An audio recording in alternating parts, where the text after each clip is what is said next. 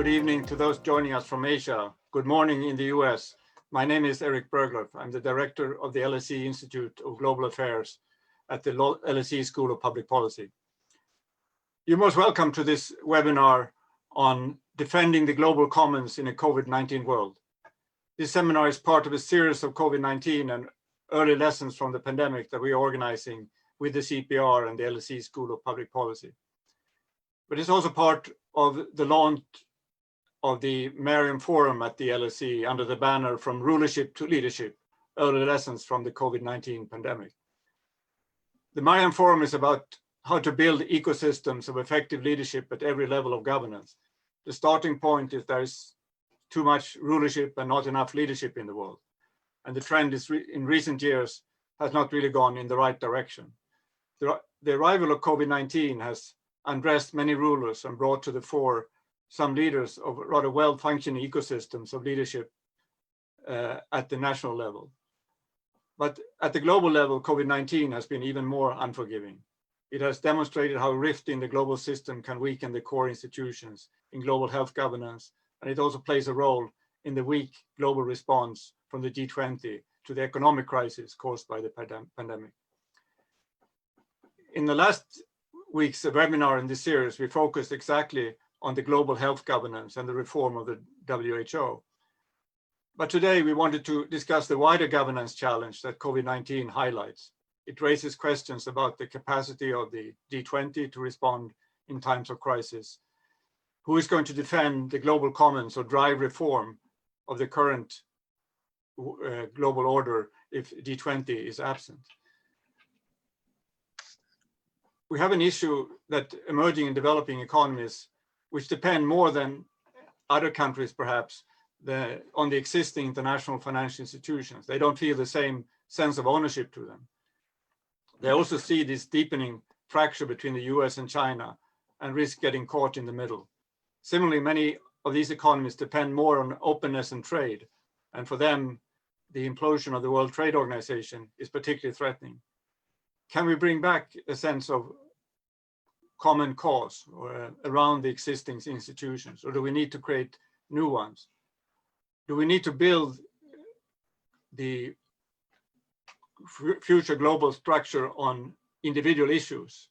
For example, like we did with the ozone layer in the Montreal Protocol. And there are many examples where we have built issue by issue, or can we still find a base in the current institutions? Are there other actors than governments that can help build this global community? Could the global non-governmental organizations play a role? Could business play a constructive role?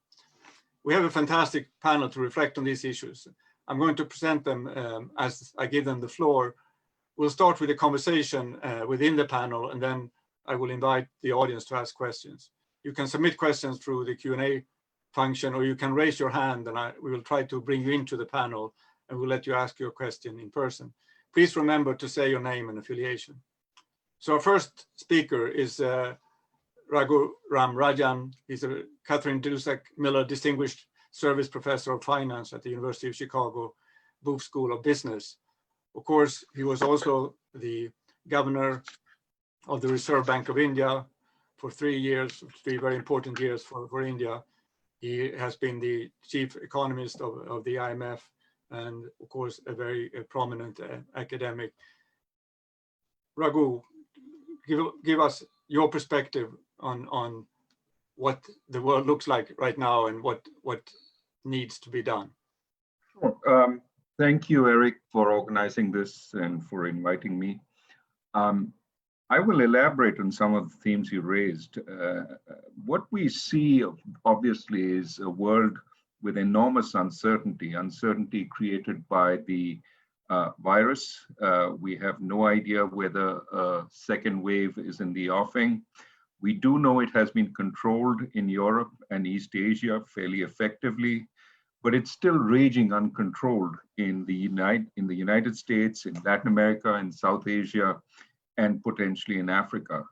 So for these countries, it looks certainly a more long drawn out battle even if in some parts of the world they have managed to control it, even there it is not clear that the battle is over if in fact there's a second wave in winter. What we've already seen is views of the pandemic keep changing as we learn more about it. Initially dismissed as a small problem in China, then a problem that needed action but could be solved in a couple of months. And now in many parts of the world, this is going to be a long drawn out economic problem. Now, industrial countries have managed to devote enormous amounts to both relief and repair. And it's important to remember this is not stimulus, but just relief and repair. They've protected households by short work programs or direct cash transfers, as in the case of the US, supplemental unemployment insurance. They've protected small and medium enterprises, even large enterprises, through some kind of credit easing, as the US Fed has done. The emerging markets in developing countries don't seem to see that they have as many resources. They certainly don't have strong safety nets. And therefore, especially in the countries where this is long drawn out, the kind of damage that is being done to households, to small and medium enterprises, and even to large enterprises is tremendous. So more damage is being done. There's less ability to provide relief and repair, sometimes perceived, sometimes actual, in terms of reaching the recipients of the relief. In India, for example, we have a large migrant population, which has essentially got the brunt of the virus. And as a result, these countries will have much worse outcomes. If nothing changes, the combination of damage as well as subdued global aggregate demand, which is likely to be the case, could mean a possible lost decade for many of these countries. So in Europe, we're talking about a couple of years. In the US, maybe we get back by 2022, 2023. For some countries, it is going to be much worse. Many in the middle class are going to slip into poverty. That is going to create enormous amounts of political angst, and that is going to create political upheaval, which typically means many decades, many years of lost growth. So the question we have to have is what might change this? Domestically, of course, some of these countries would benefit from creating far more fiscal space. The marginal value to spending right now, both in relief and in repair, is really very high. Of course, what can countries and multilateral organizations outside do? For the poorest countries, debt relief is very important, both from the public sector, which seems on the cards in some ways, but perhaps more needs to be done, but also from the private sector. But these countries have to take charge also of their futures. Repurposing spending is very important. You have to go towards high value spending, away from low value spending. And for a number of emerging markets, this might be the time to consider significant asset sales to create the possibility, even if asset sales take place at a discounted price, to create the room for more spending. But also, I think to create more incentives for investors to come in, for growth to pick up, the bold amongst countries should undertake domestic policy reform. Of course, it's really hard to undertake domestic policy reform at a time of anxiety, at a time of crisis, but there may be little alternative. The easiest way for these countries would be if global trade and investment pick up, so they can piggyback on the strong recovery of industrial countries if, in fact, demand, especially manufacturing demand, picks up. And we see some signs that manufacturing demand picks up more quickly than perhaps services, especially high contact services. So countries that may not see tourism pick up, may not see remittances pick up, but they could certainly see trade pick up and perhaps some forms of investment. The problem, as Erik pointed out, is many of the pathways to this kind of global trade and investment-induced recovery depend on that critical relationship between China and the United States, which is mired and likely to get worse before the US elections. I mean, this is beyond a particular administration or a particular personality, because in some sense, as many have pointed out, this is really, jockeying for position in the new world. To some extent, one could argue that the US post-World War II faced a unipolar world and created a structure that behaved as if the world was largely multipolar. Now, the world has genuinely become multipolar, but both the United States and China are behaving as if they see the world becoming unipolar, with each one at the head of it. We really need to transform global organizations so that they are genuinely multipolar. And there is, at this point, little leadership, little spare capacity to spend on the global commons. What are the consequences? Well, clearly, there will be domestic hardship in a number of countries, especially the poorer ones, especially the ones that haven't contained the virus. There will be many in the middle class slipping into poverty. There will be political upheaval. But just to remind countries, especially industrial countries, of self-interest, there will also be enormous quantities of refugees going from the south to the north. And pick the country you're in and think of what that will mean if, in fact, growth doesn't pick up in the rest of the world. There is a lot to worry about global dynamics, about global prospects, especially if we don't find more coming together, more cooperation, more leadership. I would argue it is time, as others have, to rethink the whole structure, and we'll come to that later. My own 2 cents is we certainly should find new ways, new areas, for example, health, as your forum has been focused on, in which we can create the structures we need and use that as a template for discussing the older structures, whether on finance, on economics, and so on. I also will end by saying, it seems to me we should respect the views that have emerged on global institutions. They need to be only moderately intrusive. They should not undermine democracy in countries or be seen to overrule domestic capabilities of taking actions, but they should add to them. And how we do that, how do we create non-intrusive but global institutions that generate global cooperation? That to me is the challenge of the future. Let me start there. Thank you, Raghu. I think that is a very good beginning. And of course, as you said, you want to make these institutions genuinely multipolar, and you want to make them coexist with local national democracies and make sure that they don't overrule those forces in individual countries. The next speaker or contributor is Dali Yang. He's a William Claude Reavis professor in the Department of Political Science. Dali Yang. He has also worked, or he is also the senior advisor to the president and provost on global initiatives at the University of Chicago. He's written extensively on China, remaking the Chinese Leviathan, market transition, political leadership, and economic governance in China. And most recently has worked on changing attitudes among Chinese youth and the role of technology in China.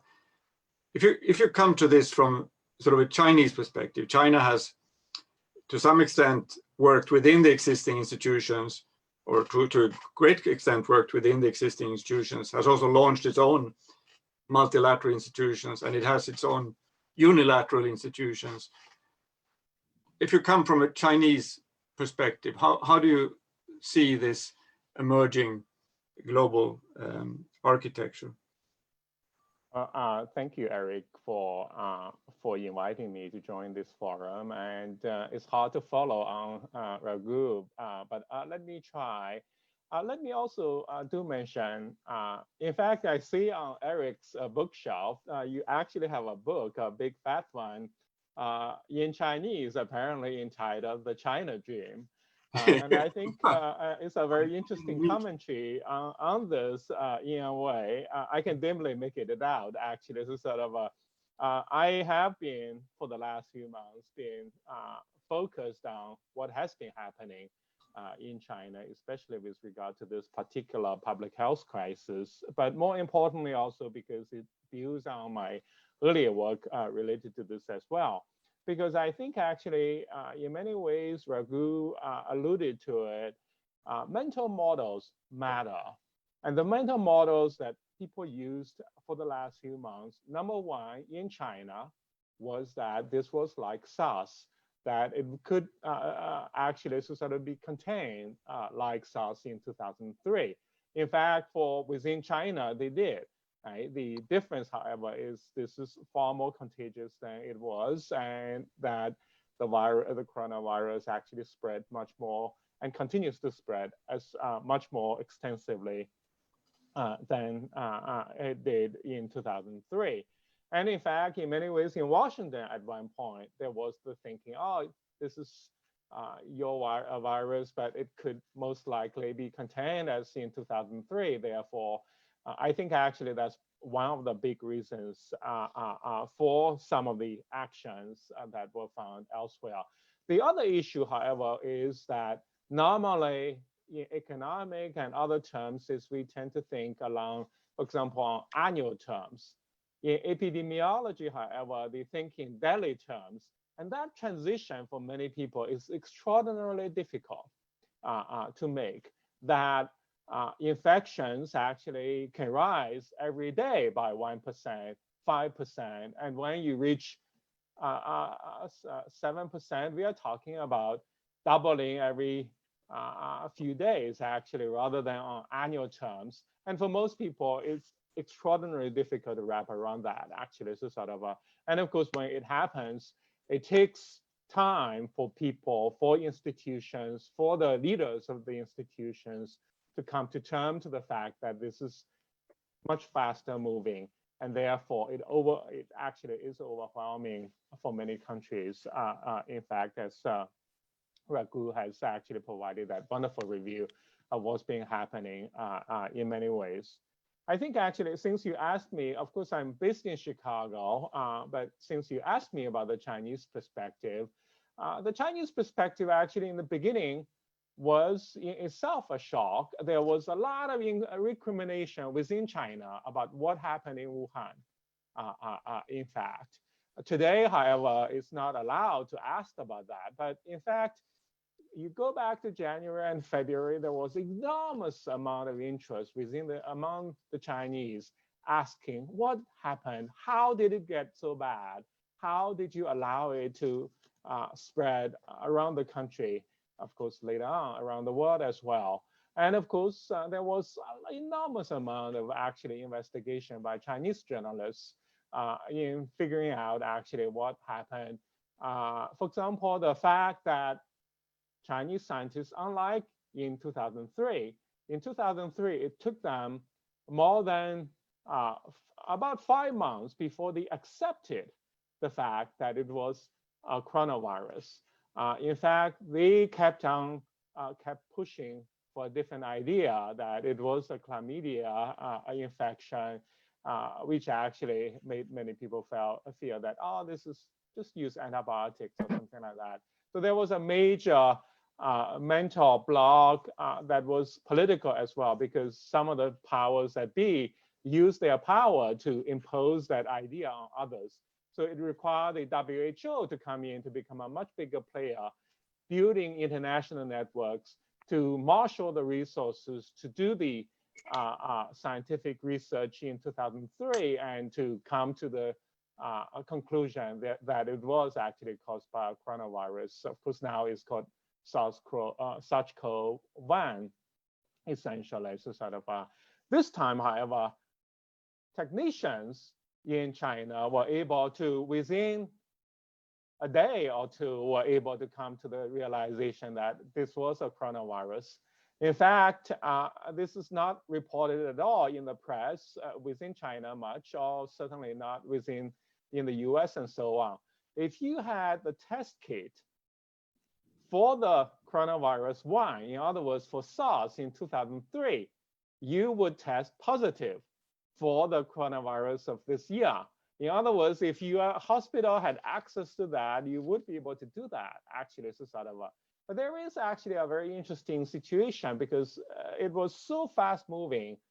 China, unlike actually in 2003, China was constantly being pushed, investigated by the WHO. The WHO sent teams to China. In fact, eventually the Chinese government in April 2003 came to an alliance with the WHO teams to ask them to help with the investigations in the Chinese provinces to make sure that the provinces in China were complying in cracking down on trying to, in the lockdown and so on. This year, however, of course, they hardly allowed the WHO to come in. And of course, the WHO has been, in fact, within China, there is a saying in February among many Chinese commenting on Weibo and so on. I just noted Prime Minister Modi just withdrew from Weibo incidentally yesterday, that Dr. Tedros was like Secretary Tedros. In other words, he could be talked into actually sort of working with the Chinese. And that has been very much the situation because remember in 2003, that's 2 years after China joined the WTO as well. So since then, China has been much more proactive in seeking to have an impact and to have influence in the existing international organizations. And in many ways, it's had tremendous success in gaining actually sort of influence in those institutions. And as a result, actually, so sort of as China worked with WHO in February and March and so on, so the WHO was much more also proactive in terms of the travel advisories and other things as well at that point. So it was a very contentious process globally and remains contentious in many ways. But at the same time, we can see that this is actually truly a pandemic that we haven't seen scale in a whole century. And it's moving so rapidly in many ways because of the globalization partly. So there is the other side of the coin. But at the same time, the pandemic does, in this particular case, chokes globalization in ways that we are not used to. So everything gets not only interrupted, but Raghu was mentioning especially on the relationship between the US and China. The US and China already is primed for a contentious relationship with the trade conflict that lasted for nearly two years. And of course, it's in mid-January, January 15th, the US and China signed the so-called first phase 1 deal. And in the process, the Chinese also became extremely resentful of the United States as imposing on China in a way. Of course, I'm not trying to, I'm very neutral personally. I'm just trying to report on what I saw in a way. So when the pandemic happened, in fact, when domestically there was this big problem, conspiracy theories began to arise. And when you can hand on say, well, look, maybe the virus actually came from abroad. Maybe it even came from a US laboratory. Some people jumped at the idea. And many Chinese who are locked up, who are deeply frustrated, who were psychologically in many ways, actually in ways that were resentful,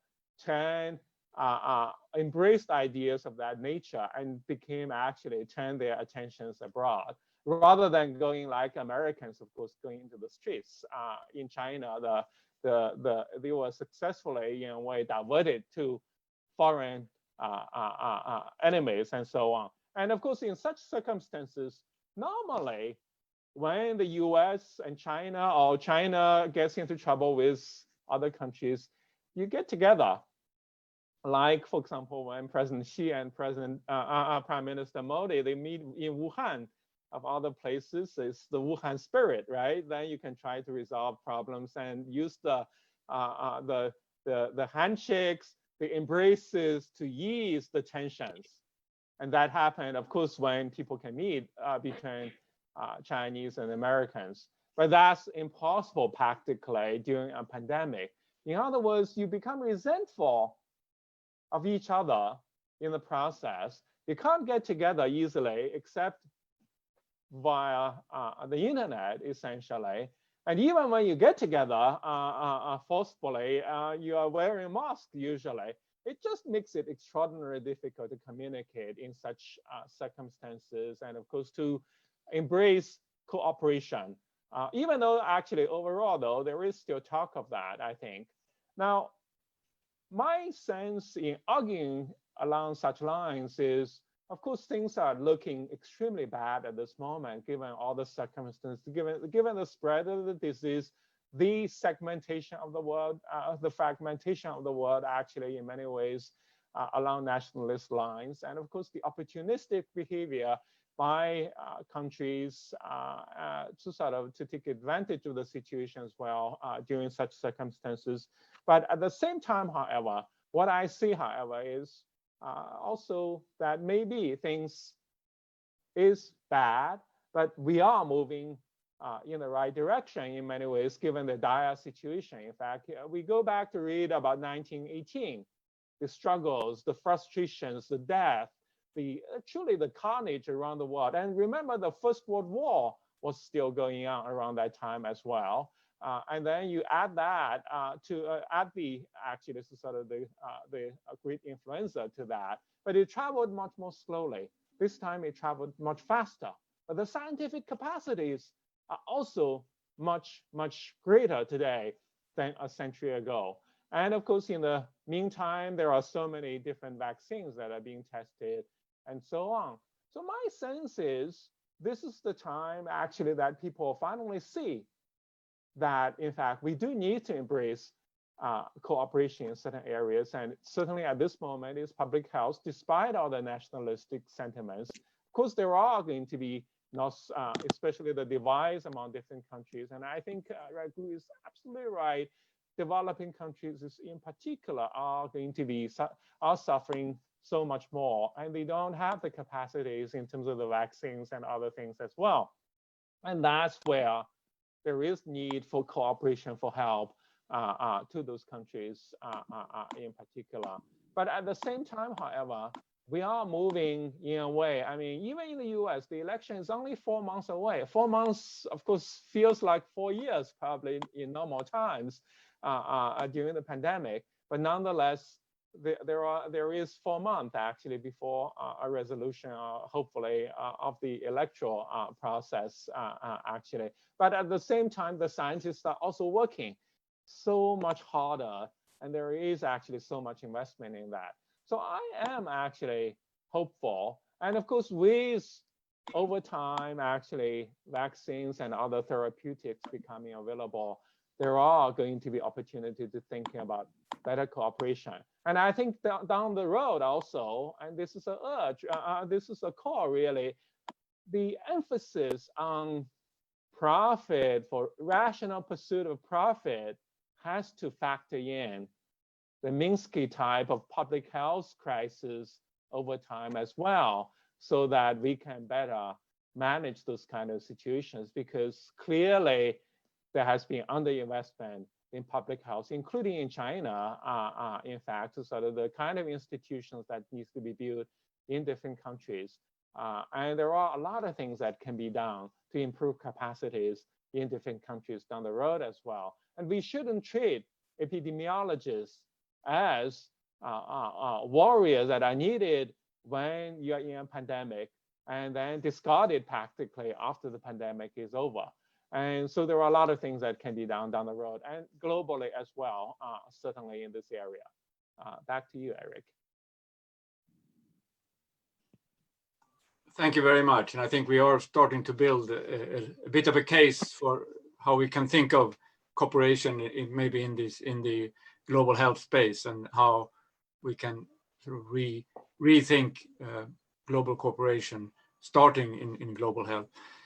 I wanted now to give the floor to Xenia Udaiva. She's the first deputy governor of the Central Bank of Russia, and she's also a member of the board of the bank. She went back to her country to serve after a PhD from MIT. She worked in research and then in government. She went to the presidential administration, was the G20 Sherpa.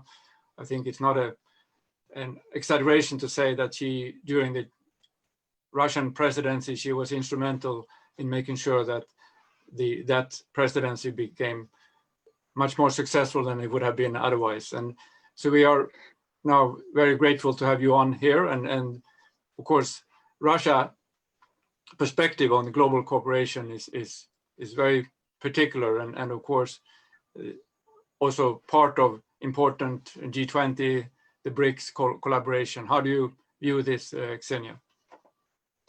Well, Erik, let me speak maybe not about Russian perspective or even BRICS perspective, but about what's going on the financial market and the markets, and how I see the developments on the global financial markets. And I think that what we have seen in the last several months is quite interesting. Well, when the COVID started in China in the beginning of the year, of course, it was ignored by the global financial markets to a large extent. But then in March, we saw a major market stress episode and major spike in market volatility globally. And this spike, it showed how fragile can be the system, which is based on non-banks financial intermediation.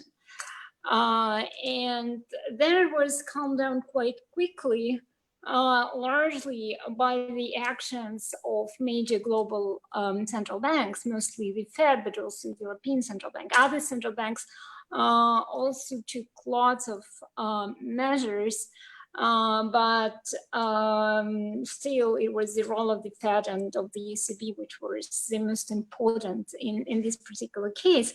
And I would say that this time around, Fed had to take on itself two new roles. It became a lender of last resort in the world where asset managers occupy the biggest part of the market, and also it started to take more and more the role of global lender of last resort, because it's opened lots of swaps and then repo facility for other central banks.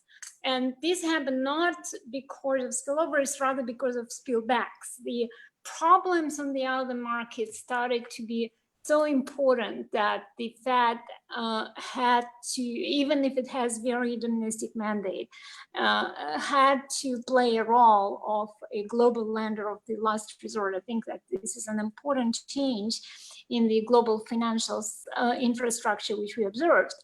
On the other hand, speaking of the role of traditional Bretton Woods institutions, clearly they lack resources to play this role. Right, the IMF now works maybe nonstop, and it's already approved lots of assistance program, and it's increased the range of the program, but they mainly deal with helping small developing countries. Even for sort of large emerging to help large emerging markets, they would not have enough resources, and many of the large emerging markets, they serve as donor organizations rather than recipients of resources from the IMF. So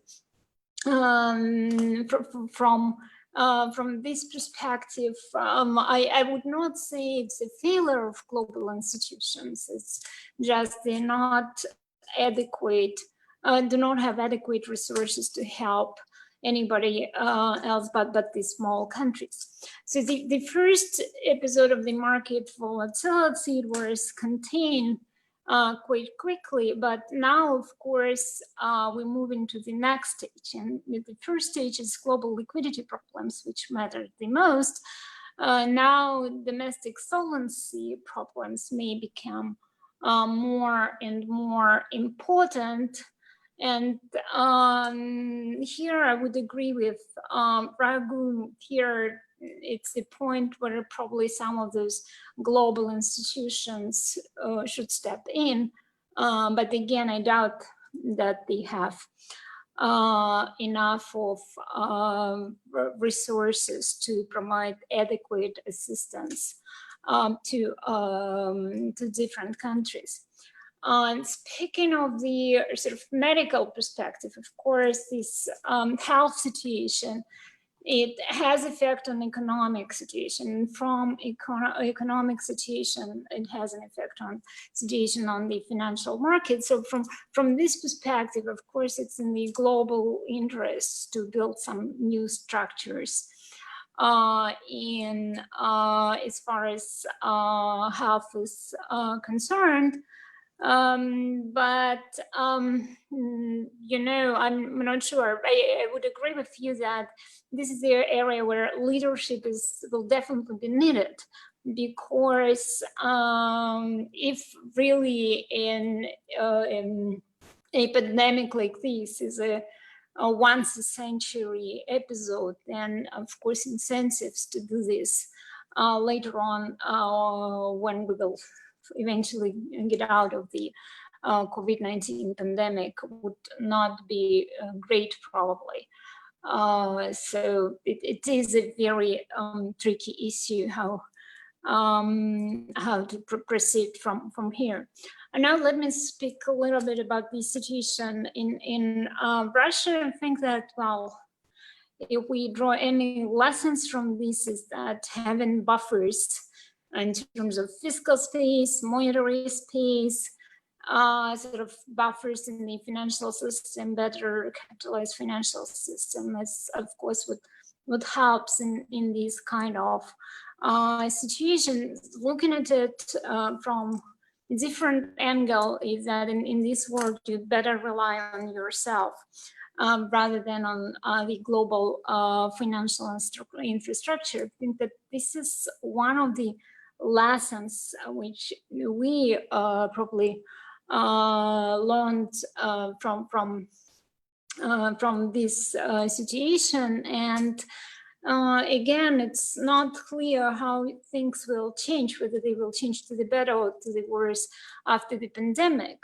because we remember that after 1998 crisis, all countries started to build significant FX reserves, and maybe after the COVID pandemic, we will see even bigger buildup of reserves and so on, and it may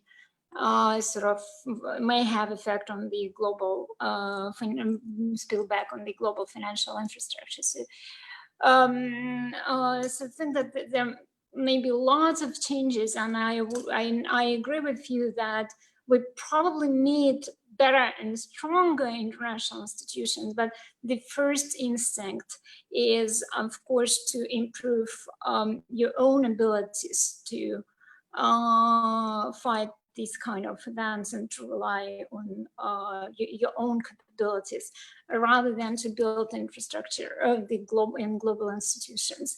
And well, maybe yes, maybe leadership is more leadership is needed in this kind of situation. So let me stop here for now, and maybe I'll come in later if you have specific questions.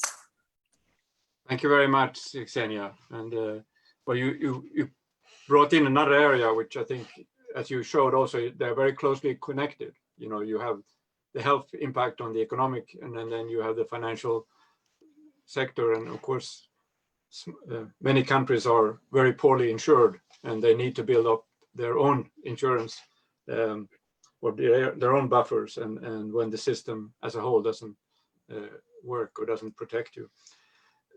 Let me bring in our last panelist, Keaton Patel. So Keaton is CEO and co-founder of Greater Pacific Capital.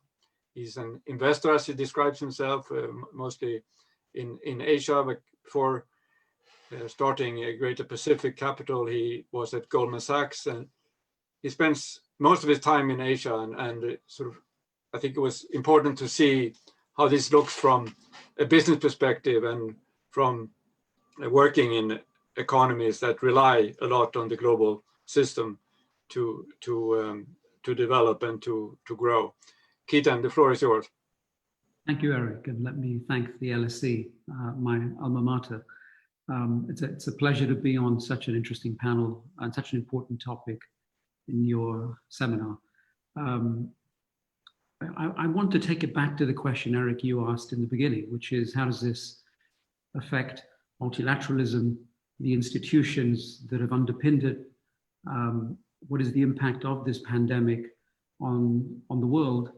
And are we able to come together and find a way forward that is better than what we've seen so far? So, you know, paraphrasing, I'd like to reflect a little bit on that, following the very superb comments of my fellow panelists. And in saying that, I think I'd like to draw an analogy or an example that I think illustrates how compelling and how dramatic this pandemic is. So if we saw the pandemic as a terrorist group attacking the world, we would take it very seriously, and it's been so successful. So in the drama between a pathogen and our species, this is an ongoing drama through all of human history, of course. This particular one at this point in time has taken on the system and shaken it, and it has shocked us and caught us unawares. So it's, if you like, its initial attack was in Wuhan, China. And I visited Wuhan many times, and probably more than 100 times, many hundreds of times to China, but I visited Wuhan. It was tragic to see it unfold there. But from that epicenter, it moved epicenters to Europe, then to the US, then to South America, and it looks like it's on its way back to Asia, perhaps to India. So, you know, it's been a very smart mover across territories and across global boundaries.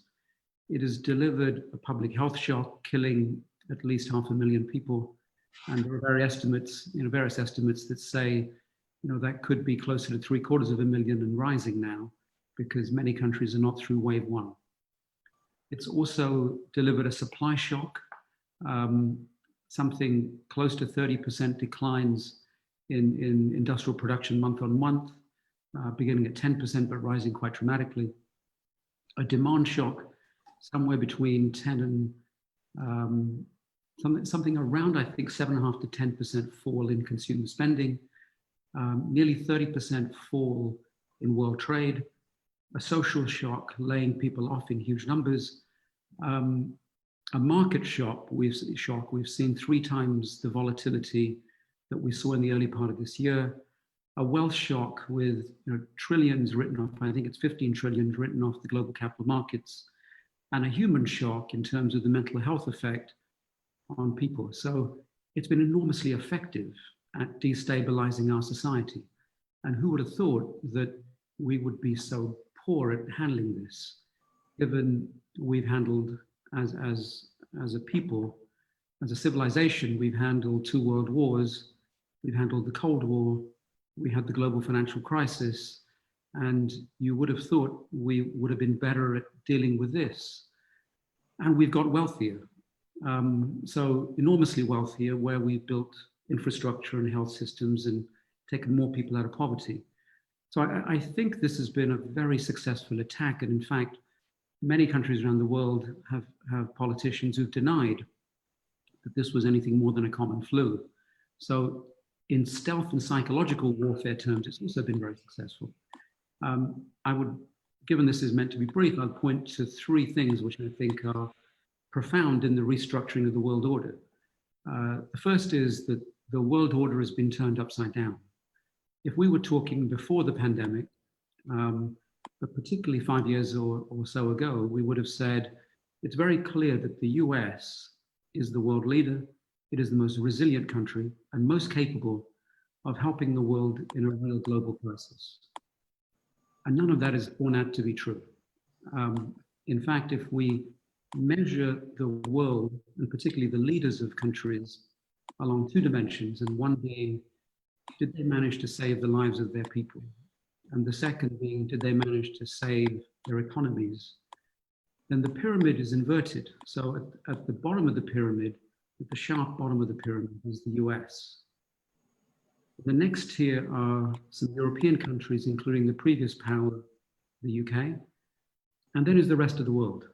So this pyramid is turned upside down. Who would have thought that Asian countries in particular, but poorer countries, would have done a better job of taking it seriously, and even with the challenges of developing countries and countries like India, they took it seriously. They may still struggle with it, but there was a serious effort to tackle it and look after their people. So that's one. The second interesting thing I think that we learn from how this is unfolded is that there was a breakdown inside societies, particularly in the West. And national populism had exploited that tremendously. And I think what we've learned, if you overlay the data with the politics of countries, autocracies and democracies, but populist governments, you find they've killed their people more than any other country in the world. They have been elected on the basis of telling certain stories, and those stories have not worked in the face of a real killer crisis. And they have not coped, managed to galvanize their infrastructure, their people, their forces to fight this. And the stories have not helped. They've killed huge numbers of people. So I think that is the second important, maybe perhaps lesson. There are many, of course. The third I'd like to draw out is we lost the truth somewhere. So there is some talk of a post-truth society. In the last 5 or 6 or maybe 10 years even, we've had a battle with the truth. And with the rise of social media, opinion and truth have been conflated. And so we have failed again because the fruits of our civilization since the Industrial Revolution are built on a striving to discover what the truth is for every problem we have. And unfortunately, we have confused what is expertise, real analytic understanding, scientific exploration, the maths of what is going on with opinion. And so we have, again, not managed to look after our people. And so these are 3 big things I'd like to put out there and add maybe 1 or 2 more, which is the psychology aspect, which has been running through two or more of the speakers who spoke before. So psychologically, I think we are so divided. It's difficult to figure out what will reconcile us. So if you measured us again as a people across the world, as a group of countries and a group of peoples, and you said, what do we believe in? And you took 2 very simple metrics. Do we believe that there is enough for all, or we can grow enough to feed all, or do we believe there's scarcity? That was one dimension.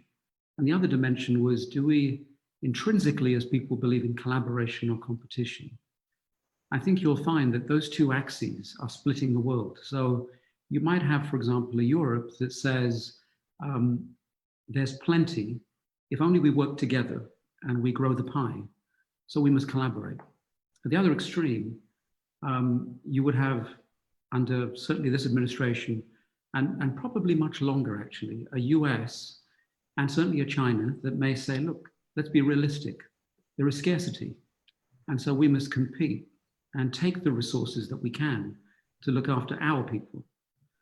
And I think this dichotomy in the world is psychologically split so dramatically, it's very difficult to imagine how you reconcile it. Now, an inflection point comes. Is this pandemic one of those that reconciles us?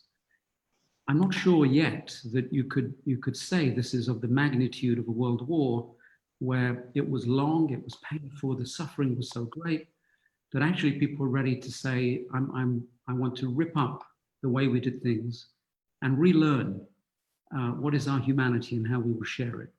So we are not ready yet to probably have said to each other, we've suffered enough to get through it.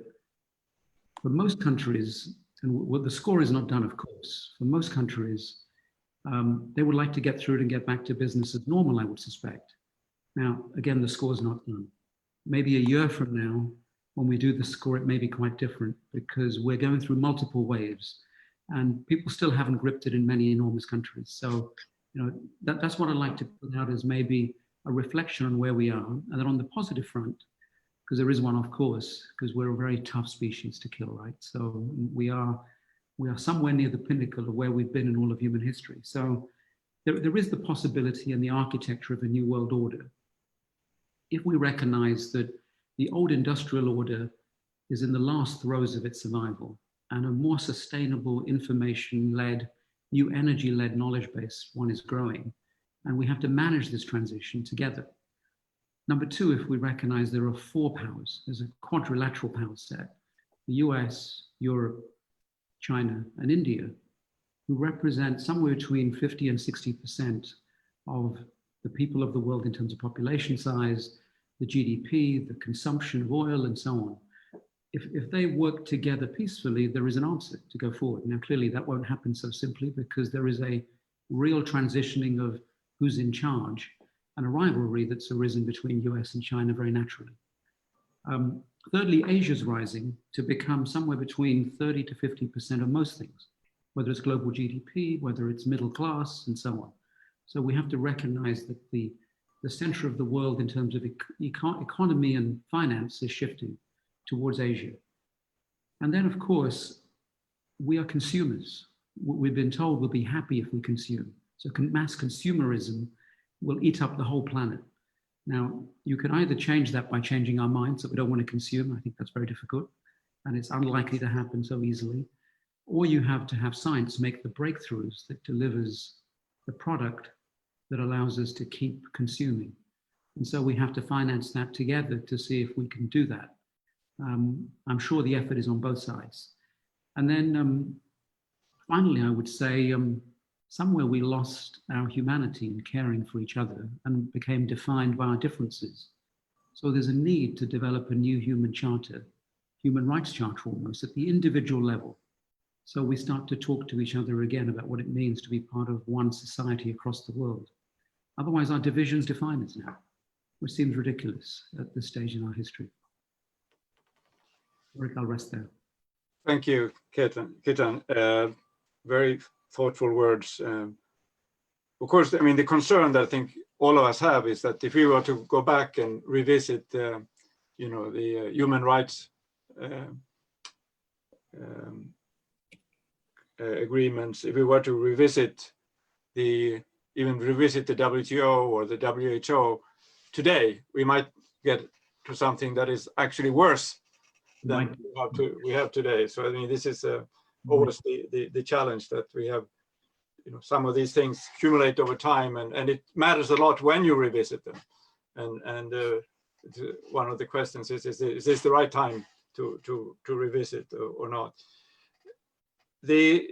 Going back to the issue of can we find specific areas where we could make progress, and rather than thinking about the whole global architecture, look at specific areas. We have mentioned global health. Xenia talked about the area of sort of the global financial safety net. I think you are alluding to sort of the well, certainly development would be one space where maybe we can find progress. Raghu, can I go back to you? I mean, if you want to become a bit more specific of how you would like to think of going forward. I think that it is clear that we need global trade, we need cross-border investment, we need global flows in many ways so as to reduce the level of global inequality. And obviously, we need to find ways to manage them effectively, taking into account some of the issues that Xenia raised about, what kinds of buffers do we have? To what extent does global capital sort of exacerbate rather than reduce the problems of emerging markets and developing countries? How can we make it more effective? And what role do senders of capital play? Should they play more of a role than they play now? Should the role not be entirely sort of given up to the receivers of capital, who often have more modest institutions to deal with it? So, I mean, those are issues we need to tackle. But broadly, I think an open world is better for both the developed world, which is aging, which needs demand from the developing world going forward, and the developing world, which could benefit from technology transfer, from capital flows, and so on. And the idea is has to be that both sides, all sides, benefit from this. So imposing one set of rules which favor the developed world, or the developed world feels sometimes the developing world wants too much in its favor. Clearly, we need more equitable rules.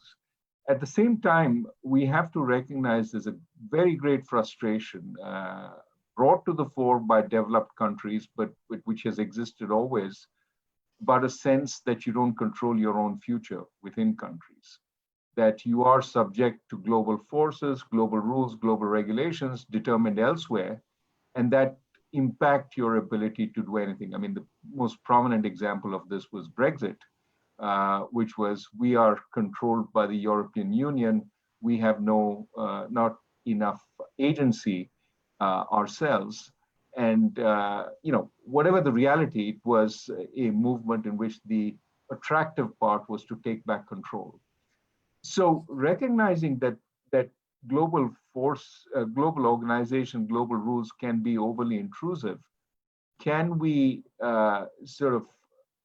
create a new set of rules that are not intrusive, but at the points of major spillovers, ensure that countries respect the global commons, respect the need not to effect adverse spillovers on other countries, that they behave as responsible global citizens? What is the minimum set of rules that allow us to do this, and what is the enforcement of those rules? That's really what we need to rethink, given a multipolar world.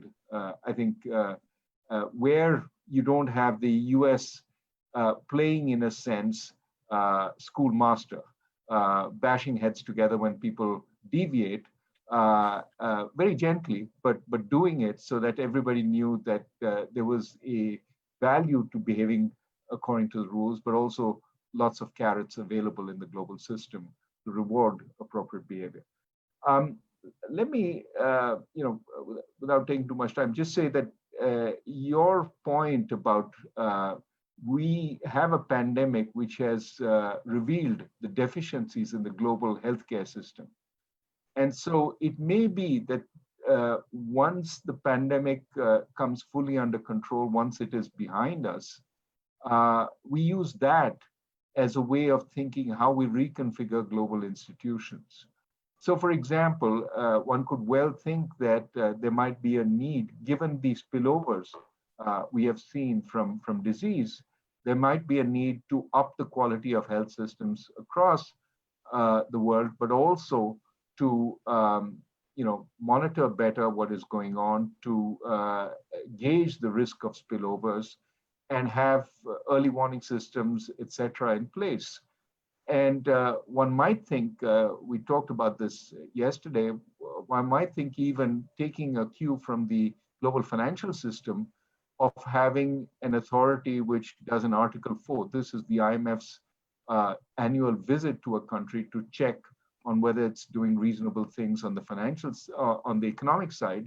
You could have an Article 4 for countries on the medical side to check whether they're doing appropriate things there, and what the risks to the global system are. And that has to be accompanied, of course, by support in the case of the poorest countries or the weakest countries.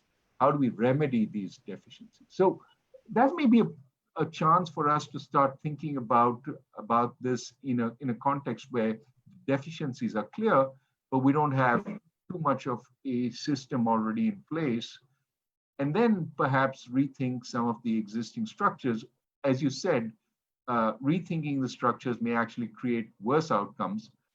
So we need a better global consensus that we need to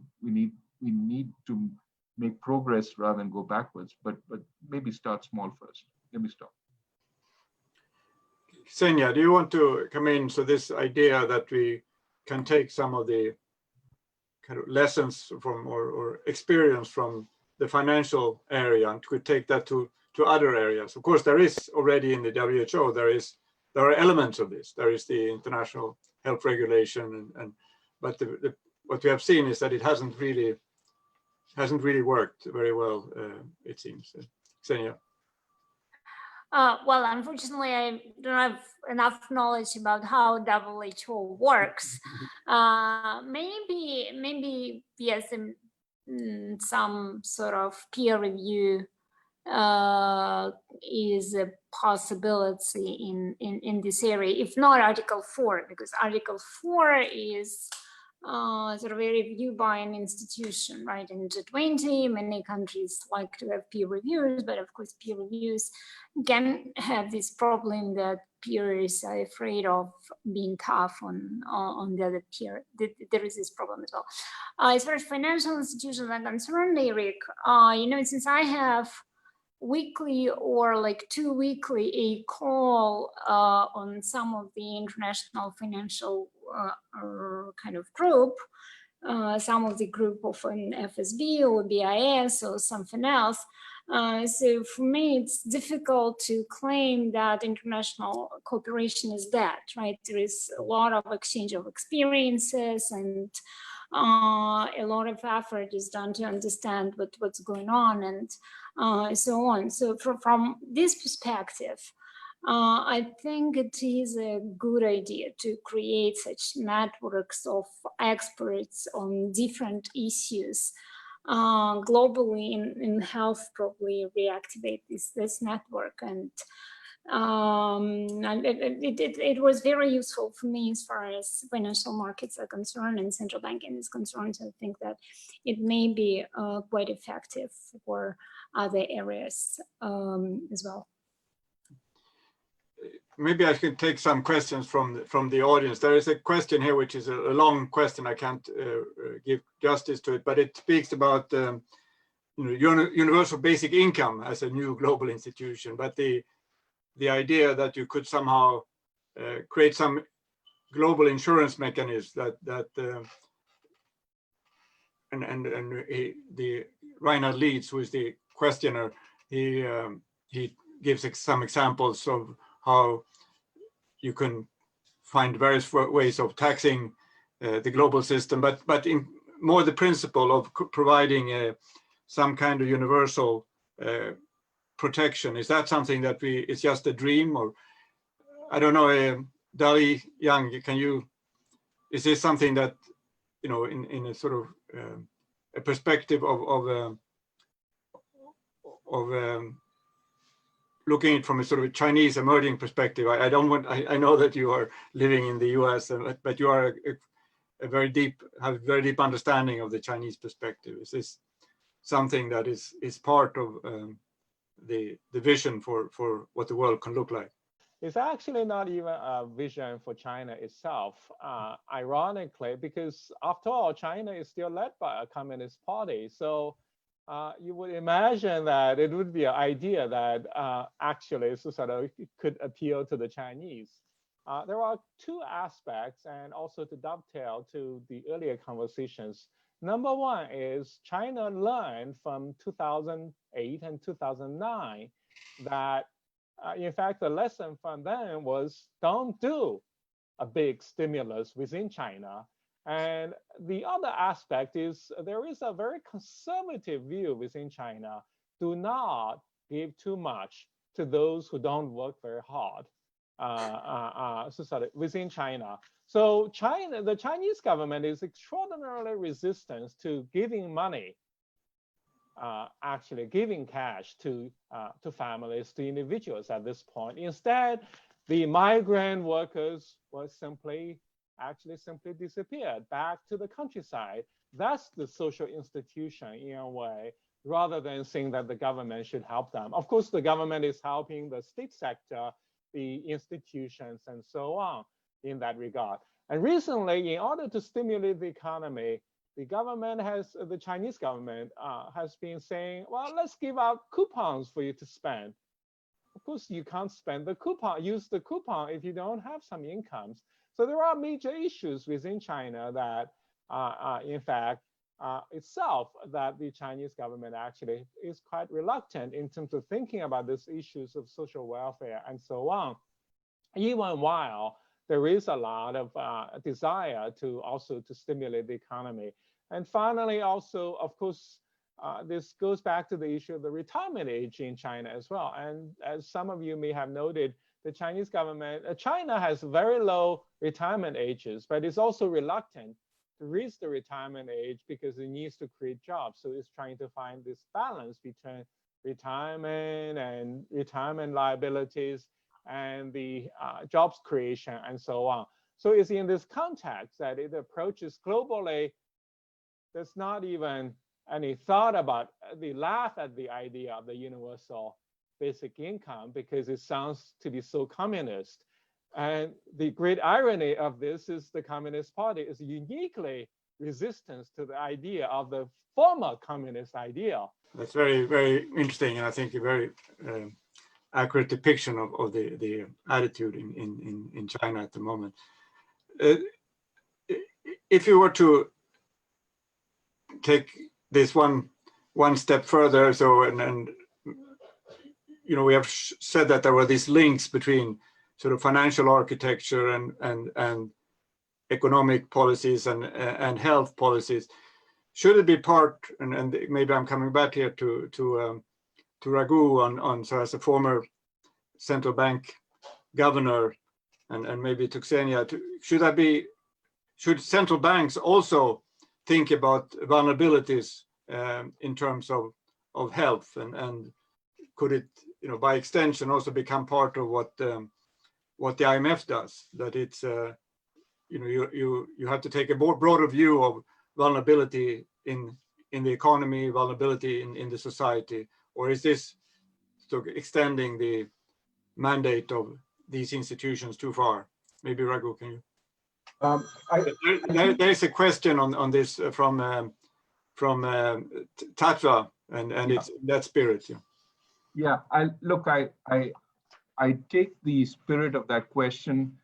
I also like Alessandro Rebucci's point about creating fiscal space with the central bank essentially funding whatever spending has to take place in these difficult times, given that inflation is less of a concern. I think both those have some. There is some reason behind them. Yes, in many countries which have their own currency, central banks may have a little more space than they think to fund government spending at this point, provided they have significant credibility on inflation going forward. They can, support that spending, and you've seen a number of countries sort of try and eliminate rules that prevent central bank funding. I do think that it's very important that it be a choice of the central bank, and that as they see their mandate on inflation being threatened, they have the ability to get back and in a sense sell back the government bonds that they're buying into the market, even if that does create some disruption. So they have to think through this whole process, not just how do they get in, but how do they get out. And some may decide that therefore some government funding makes sense. And if the cost is a economy which is actually deeply hurt and crippled, versus maintaining central bank purity, I think perhaps one may put some more weight on the economy. But one has to be careful, right? The central bank can't do everything. And the more the central bank is tasked with doing things, the more it becomes politicized. and perhaps less well it does what its main function is, which is preserve the value of money. So it is important, yes, the central bank has to pay attention to vulnerabilities on the medical side, but the real agent to deal with them is the government. Again, the central bank on occasion in dire times can help fund the government, but it cannot really substitute for fiscal decisions. The more it does that, the more every action that it takes on the monetary side will be questioned, its independence will become threatened. And in many emerging markets, really the question of curbing inflation, which requires central bank independence, is foremost on the agenda. So in that sense, I would say, yeah, you can move a little more in that direction. You certainly should pay attention to all vulnerabilities, whether medical, economic, or elsewhere, but only in the sense of how it affects economic growth. And finally, taking actions on those, maybe more government than central bank on certain occasions. Xenia, do you have anything to add to? Well, as a central banker, I really think that pushing central bank mandate too far have its own risks and significant risks. So I would think that definitely we take into, when making decisions, we take into consideration health issues and how they affect economies and so on. But we take other issues into consideration as well. And so I think that, well, the central bank should not be the only game in town and should not be responsible for everything you can think of. So here my position is quite strong. As far as maybe the governments are concerned, I just discussed with you this sort of communications which we have among financial authorities recently. And it's in a sense a result of the global financial crisis, and before that the result of 1998. So if there will be the same reaction to this health crisis in terms of increased communication, at least on behalf of the medical authorities, and improvements in the World Health Organization or whatever, it will help as well, I believe. But definitely it's a question of resources, and obviously not all countries have enough resources. So how these medical issues will be funded, and it is a separate issue which we have not discussed so far. And one more thing, Erik, I would like to add. I think what the problem is today, not only today as far as this international cooperation is concerned, we speak a lot about safety net, about global insurance, but insurance is good when you deal with the idiosyncratic risks, right? But here you deal with systemic risks. So we really need to have institutions which can better deal with global systemic risks rather than with just some countries level or region levels or whatever idiosyncratic risks. Thank you. Thank you very much. I think we're coming to a close, but I wanted to ask you, a question to all of you, very brief, because there's one question here that asks, it's from Jean-Emile Novola, who is a PhD candidate in Ankara. He asks, is it, and someone of you alluded to this, is it because people cannot meet that we don't get agreements now? But the question I want to ask you as a final question is, when is the moment to try to build some kind of consensus around strengthening the architecture? Is it in the middle of a pandemic, or we can even argue that you are in the beginning of a pandemic, in the middle of a pandemic, or after the pandemic is over. When do we create these kind of conditions that we saw after Bretton Woods? What was it that allowed the world to make such progress at one particular point in time? Raghu, you want to start? Oh, Very yeah, brief. sure. Look, I think as the questioner has correctly pointed out, it's very difficult to get serious negotiation when we don't meet. I think there is some value to physical meeting. There are, informal chats on the side, which happen spontaneously sometimes, which open a whole lot of new doors. So I do think that we need to put it off till the pandemic is over.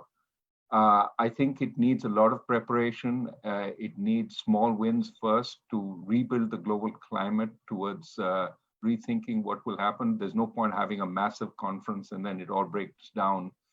I do think it needs,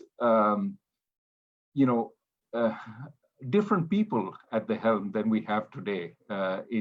Certainly to get a greater sense of consensus. I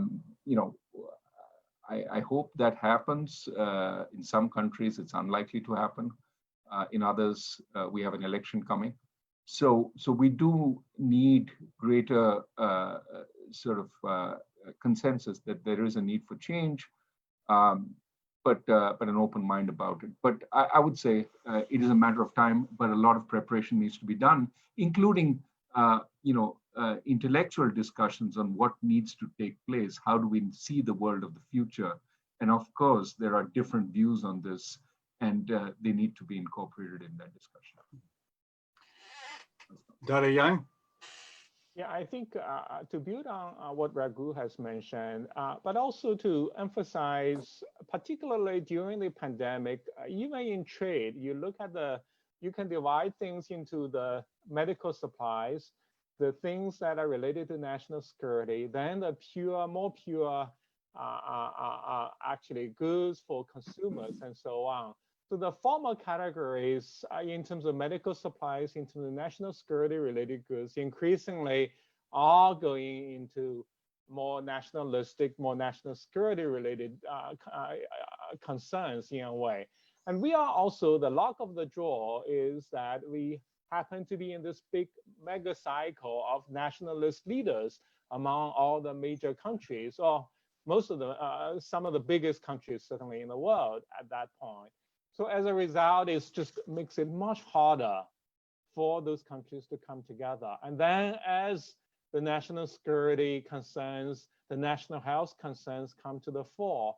So I think actually this is a very challenging moment to think about building a consensus, even while the pandemic forces us to think in terms of humanity, in terms of thinking about actually having this global structures.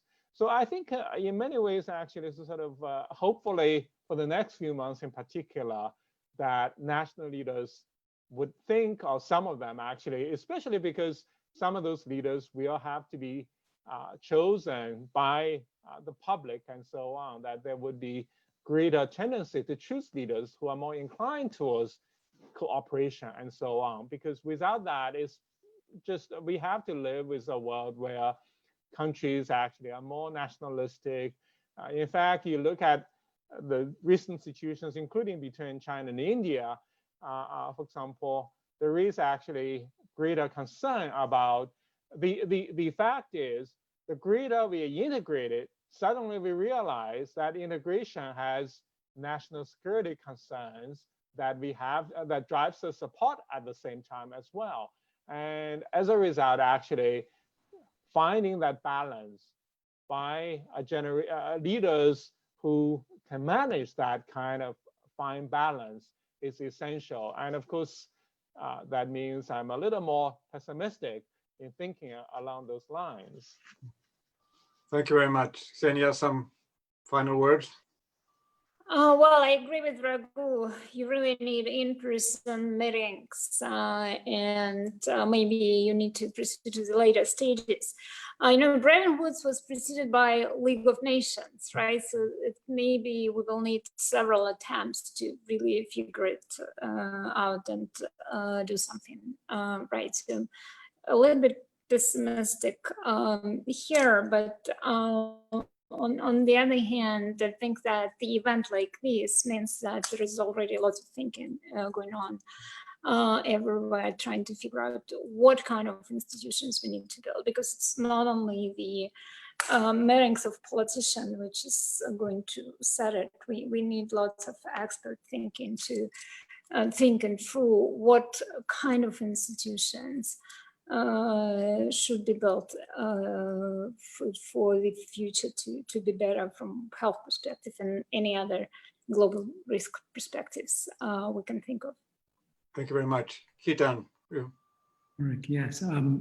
I would guess that the world can't wait until this is all over, but I agree with Raghu and Dali that, you know, there's a series of small wins that have to happen along the way where we agree to how we will solve small parts of the crisis at least and help each other, whether through equipment or healthcare or the transfer of capital in small ways. The bigger ones may have to wait, but there is an interesting phenomenon where public protest, as we saw in recently the race-related issues in the Black Lives Movement, galvanized politicians to make decisions. And so I wouldn't be surprised if we were in for some shocks where the people in the public themselves forced certain decisions on certain things all along the way of this crisis, whether we're through it or not. So, you know, I hope the institutions will rise to that challenge, but I think it will be a rolling process.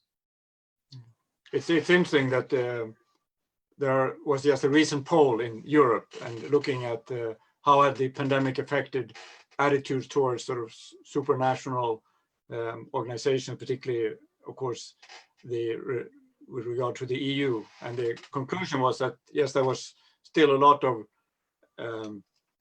questions about, you know, whether EU was sort of interfering with national interests and so on. But there was also an increasing and more important development that particularly smaller countries felt that because of the pandemic, the need for insurance mechanism or need for more coordination was greater. So maybe this is the opportunity. Anyhow, thank you very much. I think it's been a, you know, it's the beginning of a conversation that we need to have around how we can learn from this crisis and how we can draw the right lessons and find ways of slowly rebuilding what is definitely needed because we will have more pandemics, so we have other emergencies that we need to deal with in the health area and other areas. So it's very important, as you said, the conversations, or as Xenia said, it's not only in the central bank or in the government, it has to happen in academia, and we are very grateful for you to spend some time talking about this topic. So thank you very much and wish you all well. For those of you who are joining the next set of parallel sessions, there is, you can join them now, and there is, the students have organized some interactive activities, some polling and so on if you want to participate in those. But thank you very much for staying with us and stay safe. Thank you.